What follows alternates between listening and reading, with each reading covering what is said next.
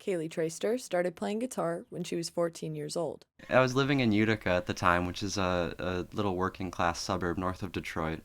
And I was riding the school bus home, and this stoner kid was just playing this piece of shit guitar with like four strings, and his friends had all written on the face. And just before I got off the bus, he was like, "Hey, does anybody want to buy this guitar for $1?" And I was like, "Fuck yeah, here you go."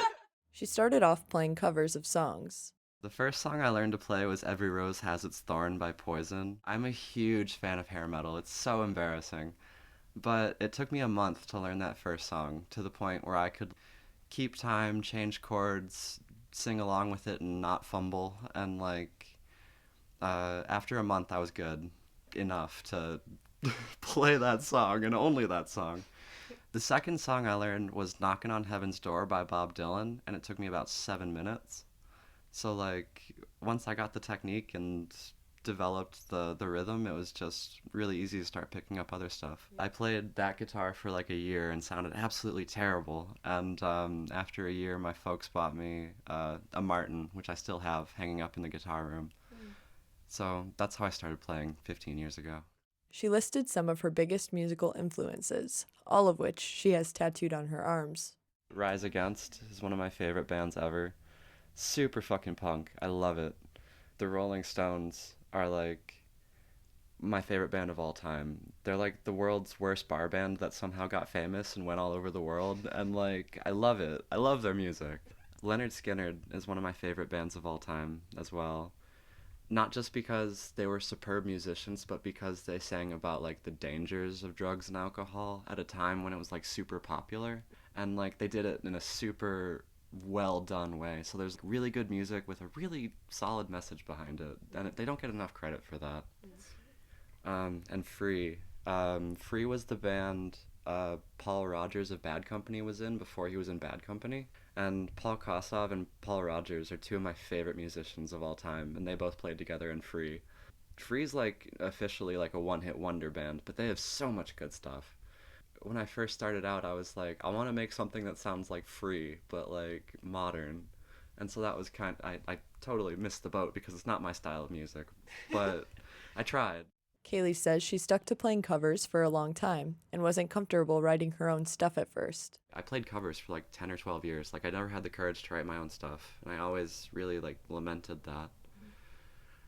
And then I started playing with Werewolf Hair. Kaylee describes Werewolf Hair as fuzzy pop country. So like I started playing with them in 2018, and our last show together was in 2019, and they haven't played live since. It was definitely influential and formative for me in music to play with Werewolf Hair. While in Werewolf Hair, I played guitar and did backup vocals. We had Andy doing lead guitar and vocals, and then I did backup and rhythm guitar, and then Dave played drums. So we didn't have a bassist, and everybody thought that was really cool too. Kaylee said her first show with Werewolf Hair is one of her favorite performances to date. The first one was the first Werewolf Hair show in this little attic at the Electric Eye, which is this little now defunct bar and cafe in Ann Arbor. And we were up in the attic, so we had to haul our gear up into this attic, and like there's a bunch of roofing nails sticking through and shit, and like the floor trampoline does like 40 people jumped on it, and it was just like 120 degrees in this attic, and we were all like sweating bullets, and it was just, oh my god, it was amazing. It was the first show we played together, and we sounded terrible, but everyone had so much fun. And that was the first show that I was like, okay, I can get out here and I can do this, and it's gonna sound fucking rad either way. She said her last show in Werewolf Hair was a turning point for her in music. It was the last show Werewolf Hair played together back in 2019. I literally had a moment halfway through the set where I was just like, everything is sounding exactly as it should. Everything sounds fucking incredible. And I just stopped and I was like, I said to myself, just remember this, because this is going to be a high point. It's always going to be a high point. We played two encores that night. We were all sweaty as hell and just like ready to be done. My fingers hurt, and everybody's just like, one more, okay, and we'll play one more. I dropped acid right after our set was over, and an hour later we're standing on the porch smoking a joint, and Andy shows me the video. There's a YouTube video of this set, really good video, and we watched it for a minute, and I was like, that's us? And he was like, yeah, that's us. And I was like, damn. Like, it didn't click for me until I saw it, like, externally, like, oh shit, that was exactly everything you thought it was. Holy shit. So that was the moment that started me down this path. But I've had other smaller moments along the way. If you didn't, you would stop. Kaylee came up with the name for her solo project while playing for a wider basement show with werewolf hair. We played a live set on air. And so we were setting up before our live set. And our drummer was just like, I can't figure out this hi-hat stand. Here you go, you solve it. So, because I'm like, I used to be a mechanic and I'm a software engineer. So he's just like, you fix the damn thing. So I was fighting with this hi-hat stand and I was like, fuck, it's just one equipment malfunction after another. And that's where I got the name from. Since playing with werewolf hair, Kaylee has been writing and releasing songs as Equipment Malfunction for a while now. I came up with the name in 2018 and I started recording demos for the first album in 2019. And then throughout 2020, I recorded the entirety of the first album and then released it in 2021. And then we immediately started recording the second album and now the EP and a couple singles in between. So it's been 3 or 4 years now I've been working on this. Kaylee said COVID came at a convenient time for Equipment Malfunction. I was in the basement recording demos for the first album at that time. So it was like, oh, there's COVID? Okay. Like, back to work. And then I spent 8 months recording the actual album. And so, like, it was very much just like I passed all of quarantine just playing music by myself, and I wouldn't have been able to go do anything anyway. Up to this point, Equipment Malfunction has primarily been Kaylee's solo project, aside from a few collaborations. I got together Jimbo Bruce to come play drums on the second album and David Bauman of various projects to come and play on the second album. So throughout the second half of 2021, we played together a lot and played a couple live shows. We went into the studio and recorded. And then at the end of 2021, we all decided to go our separate ways since we all had other stuff going on that needed our attention. So right now it's just me. Kaylee says she likes working alone and with others. There are positives to both. I love working alone because I can just make a call on the fly and no one's going to challenge it. I can just do whatever the fuck I want. And it's so fast. But when I was working in the studio with Jimbo and David, they'd have ideas that I would never have in 1,000 years have fucking thought of. Like, David came up with a bass line for It's Not Just Music, It's Fucking Art. He walked into the studio one day, starts warming up, and starts playing that, and I was like, is that It's Not Just Music? And he was like, yeah, it totally is. And this bass line, like, you'll hear it when the second album comes out. It's just, oh my god, it's so fucking good. Like, no fucking way I ever would have done that. Oh, and Jimbo is fucking, like, a monster on the drums. Like, this cat just fucking, oh my god. He was doing blast beats on, like, trash punk country, like this country ass song on the second album, and I was like, dude, where did this even come from? And he's like, oh, it's a folk metal song now. Come on, get over it.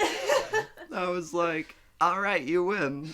So, like, it just depends on what I'm trying to do, like, because there's no fucking way I could ever have done the second album without those guys. Like, they are incredible musicians in their own right. They both brought something unique and extreme to Equipment Malfunction. While working with David and Jimbo, Equipment Malfunction recorded another one of Kaylee's favorite performances. We decided for the meme one day we were going to go out and play a set in a stairwell at Eastern's campus. So we hauled all of our gear into the stairwell at Eastern's campus, and I stood up on, like, the top floor of this parking garage stairwell, and then Jimbo and the drum kit were on the bottom landing, and then David, our bassist, was right in the middle of the stairs. We just played, like, the nastiest, verbiest set in this stairwell to, like, absolutely nobody. We sounded good. That was the worst part. And, like, there's videos and pictures of it, but that was so much fun. I don't think I've ever done anything just that brand of stupid and fun and just, like, why the hell not, you know? She says there's footage of the performance on Equipment Malfunction's Instagram. We had Luke taking pictures and Wyatt taking video. Kaylee said Equipment Malfunction's sound has varied from project to project. The first Equipment Malfunction album, it itself was very varied. Like, I was still playing with a lot of, like, different recording concepts and, like, 13 or 14 different guitars that I was using. So that all kind of ranges from, like, super grandiose and fuzzy to, like, super stripped down and twangy. Folk punk is folk punk. And then the second album that we're working on right now is much more like punk. country punk, I think we called it. Oh wait, what was it? Trash punk country is what we were calling it. My favorite song off the first album, it's gotta be Chasing Rainbows. I've done a couple versions of that one. The second album, it's not just music, it's fucking art. Everyone loves that song, and so do I. She also released an EP recently titled I Hope You Like Folk Punk. The EP was recorded while she was backpacking through Europe. It's 6 songs, 7 minutes long, and recorded in 3 separate locations: Amsterdam, Cologne, and Venice. On the EP that I just finished, I wrote all 6 songs in different places, at different times, in completely different headspaces. And I recorded 3 sets. So, like, one set was in Vondelpark in Amsterdam. So, like, I was just sitting on a park bench and just recording music. Mm-hmm. The next one, I was in my hotel room in Cologne, Germany. And the third one, I was in my hotel room in Venice. And so it's just, like, 3 different places and times and, like, energies. And, like, they all sound different, too, if you really pay attention. So, in my mind, the ideal environment is different every time. Kaylee flew to Amsterdam first. I flew to Amsterdam by way of Turkey, so I had like a 5-hour layover in Turkey, Istanbul. And I was sitting in a cafe in the airport, hammering away on my folk punk ass guitar at like 8 o'clock in the morning, and that's where this song came from. Well, I hope you like folk punk, 'cause it's all I'm gonna play. It don't matter where I go or if I stay, so I hope you like folk punk, 'cause it's all you're gonna hear. Whether we go near or far, 'cause it's all I play, my dear. Well, I hope you like folk punk on a soul guitar. These cats here in Istanbul, they don't seem to mind so far. We're getting rowdy, 8 a.m. at the bar. Turns out folks love the punk sound, at least they do so far. So I'm glad you like folk punk, we can scream it loud. The beating of our busted hearts makes that kick drum sound. I'm stoked you like folk punk, let's take it home. There'll always be a folk punk fool no matter where you roam.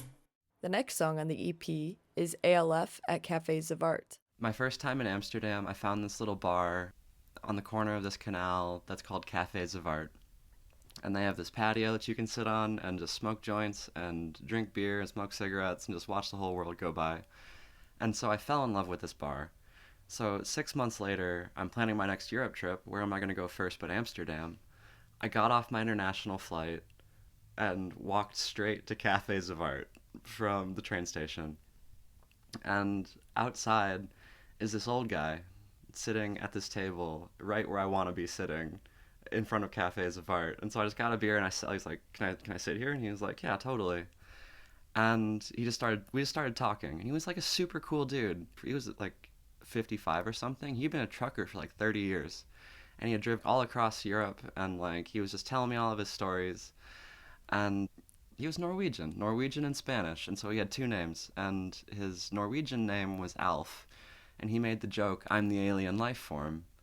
I also did mushrooms, which are legal in Amsterdam, that night, so I was like, what would make a better story than this alien life form who's a trucker that drives across the cosmos and then comes to Cafes of Art when he gets bored and just needs to take a break? And so that's what I wrote a song about. He's sitting on the corner just watching the world go by.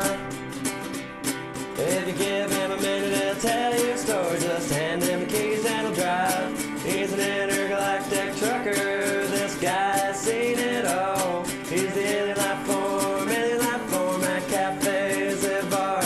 This guy drove a big rig across the whole damn universe.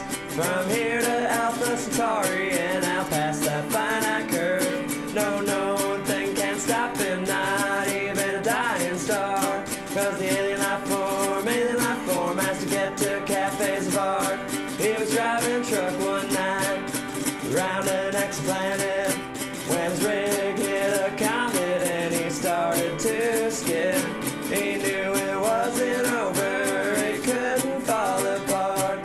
The alien life form had to make it to Cafes of Art. I was sitting on a bench in Vondelpark recording Alien Life Form at Cafes of Art, and there was a guy sitting on another park bench like 10 yards away from me just listening, which like super creeped me out at first, but then like he just sat there and didn't make any noise, and I was like, okay, dude, like, okay. And so I was just like writing and working out the last few phrases as I was trying to record, and I'd get like a minute into a take and just be like, nah, fuck, that's not the words like I want to use here. So it took 4 or 5 tries to lay the bass track down. And then the last time through, it was the first time I ever played it right. So I just nailed it, and then the guy off in the distance was just like, woo! And I was like, hey, thanks, dude. The next song is Kaylee's favorite from the EP, Damn the Torpedoes, which was recorded in Cologne, Germany. That was like a famous quote from an old naval admiral, and I was like, that's a fucking sick song title. But I was sitting on this train platform in Germany. It was like 50 degrees, and I was freezing my ass off, and I was like, this is bullshit. Damn the torpedoes, I gotta keep going. Like, and so like that's how that song got written. Like, that's what that song is all about. Well, I'm sitting here waiting on a crazy train. Take me away from Mansfield, Maine. Beat in my head are howling in pain. Damn the torpedoes. Could have put my ass onto a plane. Planted my toes in the sand in Spain. Can't do nothing the easy way. Damn the torpedoes.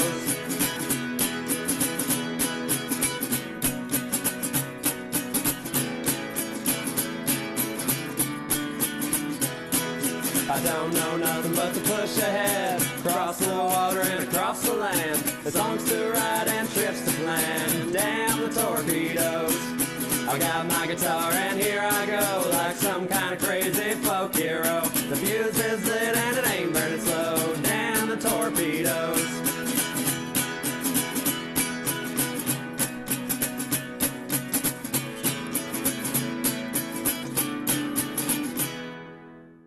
When I listen to that song, it really highlights the technical limitations of what I was doing with this guitar.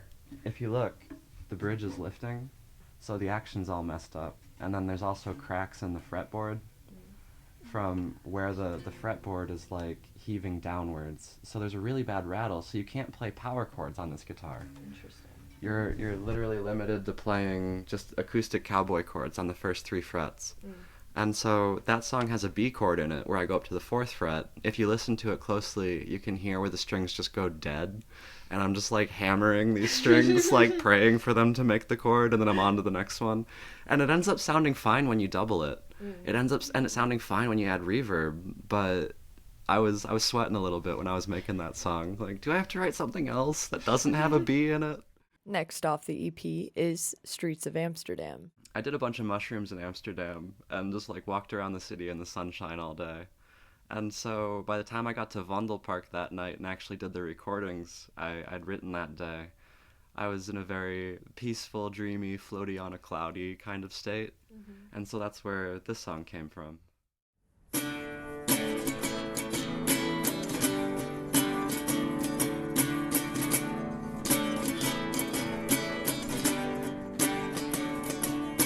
Walking the streets of Amsterdam, and no, I ain't got a goddamn plan. I'm living now like I was then, footloose and fancy free.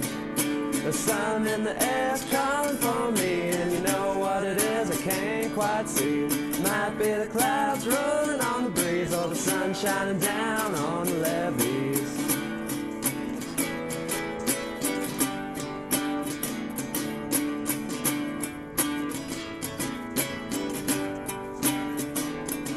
So I'm walking the streets of Amsterdam, and I ain't got a map and I don't give a damn. Anything I want is close at hand, but there's some things money can't buy. Sure as all roads lead to Rome, this cobblestone's gonna carry me home. Back to the place where I belong, where I lay my head.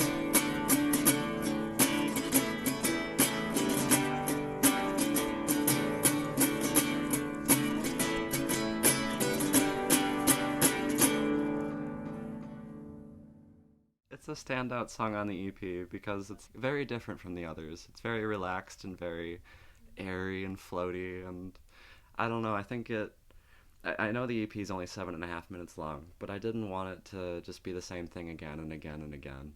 So it kind of helps break it up a little bit. Bleached Blossoms is the next song on the EP. So almost all of the songs I write are double or triple entendres that mean two or three different things about two or three different things. Like, there's a song on the second album that we're still working on called Madeline. It's about a person, and it's also about drugs, and it's also about alcohol, and it's also about bad decisions.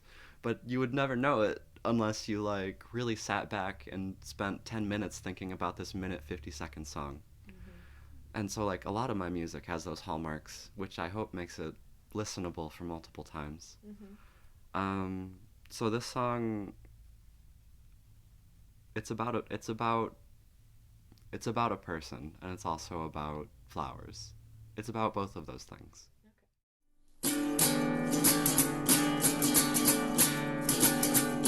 It's green here, and the trees are blooming. Across Germany I'm moving, just trying to find my way back home.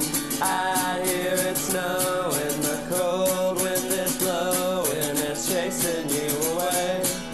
Oh, bleached blossoms, I'm a half a world away, but I just can't stand to miss you bloom, so there ain't no way I'll stay. And oh, bleached blossoms, I'm coming home today. Spring's around the corner and I just can't be late. Adventure, I can hear it calling, like a siren song, it's enthralling, but it's pulling me away. I need to chase the dreams that I made, but now I'm feeling betrayed. Who knew they'd lead me away from you? Bleached blossoms, I'm a half a world away, but I just can't stand to miss you bloom, so there ain't no way I'll stay. And oh, bleached blossoms, I'm coming home today. Spring's around the corner and I just can't be late.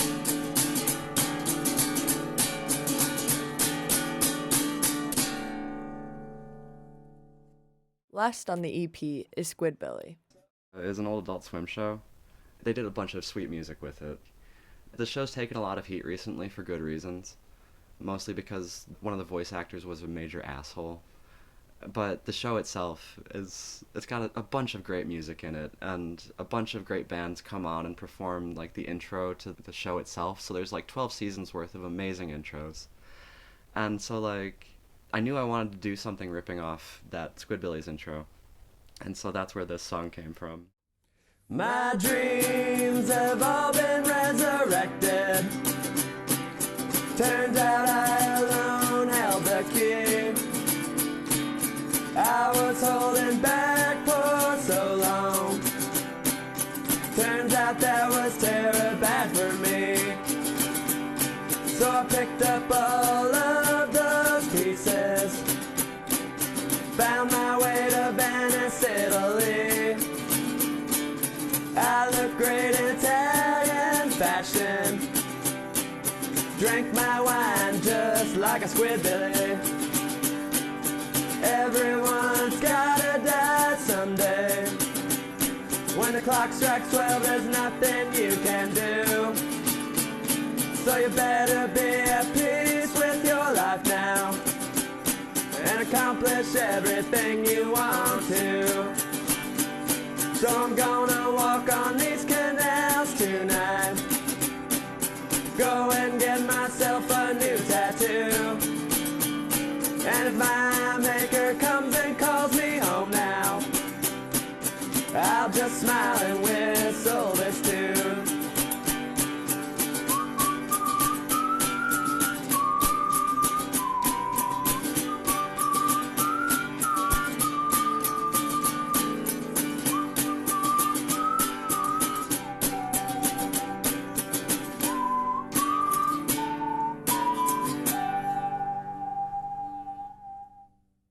Really shitty animated show that runs in like 10-minute episodes of just like redneck hillbilly squids. So they're Squidbillies. And they just do like they drive big truck. The dude literally has a boat truck. That's his main vehicle. And they just like drink a bunch of liquor and make music and drive cars into shit. It's the most hillbilly trash show ever. It's so fucking funny though. Like And they have great music. Like, um, season 3, episode 5, they have like a whole episode that's just nothing but music, and it's just like incredible hair metal stuff. So, like, of course I love it. Kaylee explained how she recorded the songs. I would record a track where I'd sing over the guitar as like a bass track, and then I doubled that and then split one off to the left and one off to the right. And then I recorded just a guitar track and then just a vocal track and then like panned those both left and right and then added some effects on my phone, and that's it. No auto tune on anything, of course.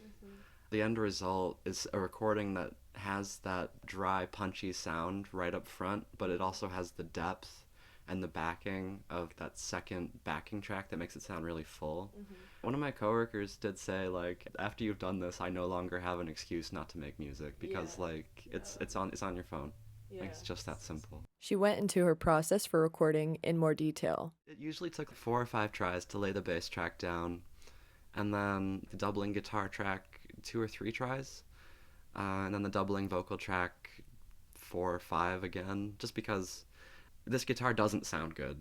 So I was super picky about making my vocals sound good, and so I put more effort into that than I did about the guitar. So I was just like, it's just going to sound like what it's going to sound like. Kaylee purchased the guitar she used for the Europe EP a day before she left. I got it at a pawn shop right off Riverview. I walked in and I saw it because I wanted something like small and cheap that I didn't care about.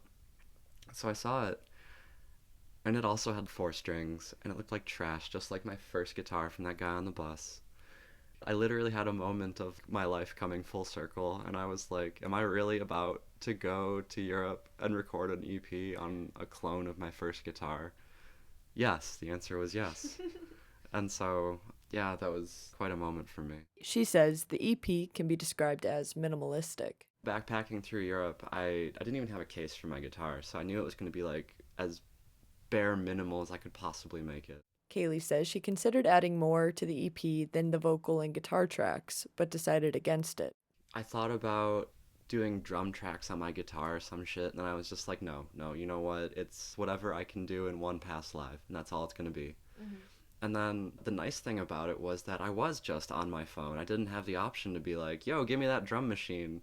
Like, yo, pass me the cowbell. Like, I don't fucking know. Like, I had no options. I was just like, this is what it sounds like. And so let's make it sound as good as it possibly can. She said she learned a lot from making this EP. I think the experience has shown me that there's so many different ways to accomplish something, and there's no wrong way to go about it. I was forced into this little box, and then I found out that I kind of liked being in the little box. If you're away from a studio, it also like forces you to like, this is what I have, and this is all I can make, and I have to be happy with that, and that's okay. Like, it kind of like forces a new approach too. She says the EP has given her a lot to think about. A lot of things are still solidifying after this experience with I Hope You Like Folk Punk, that EP, because it's caused me to rethink a lot of things, and like it's quite changed the way I view my music and my approach to music. So I'm still like digesting the ramifications of this EP. Kaylee says she felt equally inspired in all the places she visited. Sitting at that table with Alf in Amsterdam, I was just like, I'm gonna write a song people are gonna jam for 50 years about this shit. And riding the train south through Germany, I was just like, this is gonna fucking blow people away. And like in Amsterdam, sitting on the canal, I was just like, this is a great fucking song. I'm so fucking glad I did this. Like, equally inspired, but all in different ways. Like I said, like, I think you need a different place every time you write.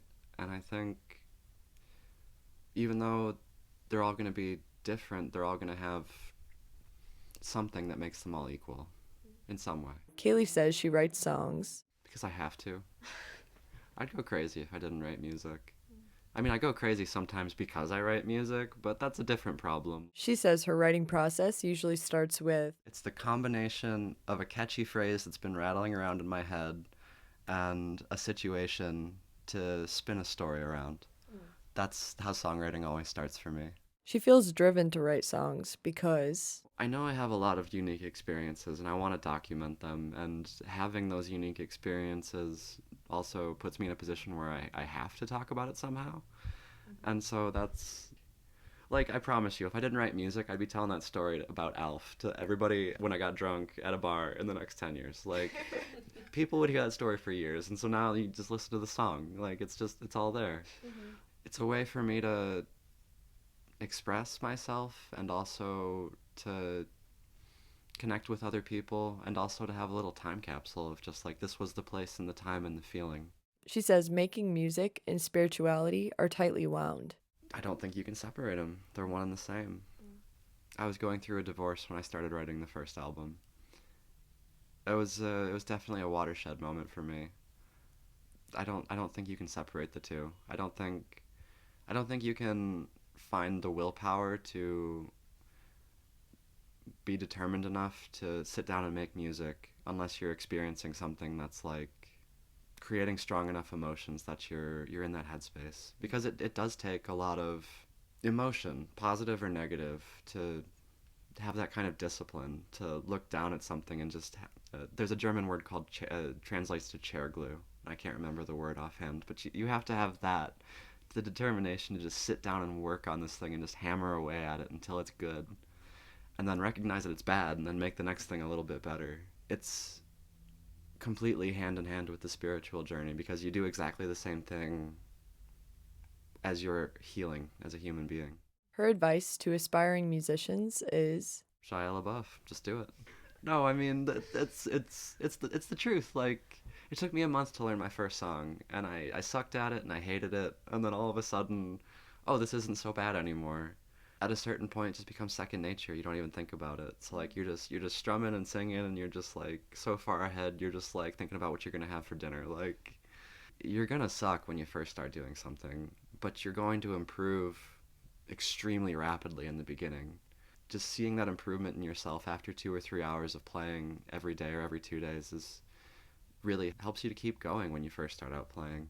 Equipment Malfunction's next performance will be at the house show Dreamland on June 11th.